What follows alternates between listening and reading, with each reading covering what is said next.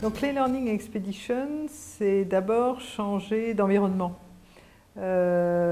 C'est think out of the box, c'est ressentir, c'est les 5 sens, hein, sentir, ressentir, dialoguer, partager, entendre, écouter. Donc nous avons réalisé du 9 au 13 novembre 2010 une Learning Expedition sur 3 thèmes, innovation, digital et green.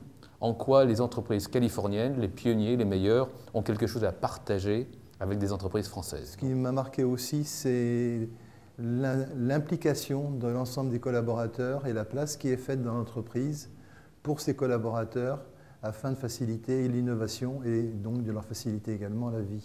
Parce que c'est le moyen le plus efficace pour moi pour faire en sorte que des dirigeants prennent conscience des changements et les mettre en place derrière. Que leur objectif, c'est très clairement annoncé et même écrit en façade, c'est de changer le monde, c'est d'inventer le monde de demain et pour eux un monde meilleur qui évidemment est économiquement rentable. Le green n'est pas un projet politique, c'est une évidence de l'humanité.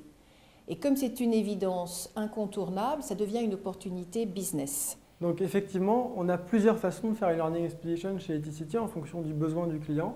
On peut faire uniquement des rencontres par binôme, on envoie des gens aller rencontrer des acteurs, des entreprises en développement durable et puis ils reviennent et ils vont restituer ça.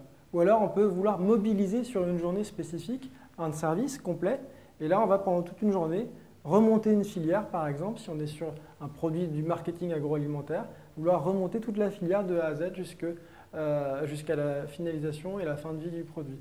Et puis si on veut créer une expérience plus globale, un voyage de 4 à 5 jours, là c'est pour ça qu'on a un partenariat avec Terra Nobili sur la France et sur l'Europe.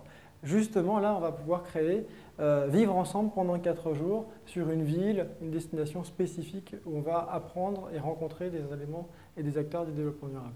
La première évidence quand on rentre de ce genre de voyage, c'est de repenser l'espace dans sa propre organisation, donc remanier le fonctionnement physique des bureaux et des flux d'informations, repenser la hiérarchie et structurer les équipes autour de projets.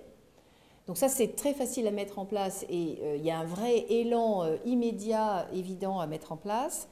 Et puis la deuxième partie, c'est faire rentrer sous forme d'atelier les consommateurs dans la prospective business. Donc, là, c'est la partie, je dirais, un peu inspiring, enfin, pour inspirer, créer l'énergie. Et puis derrière, il faut transformer.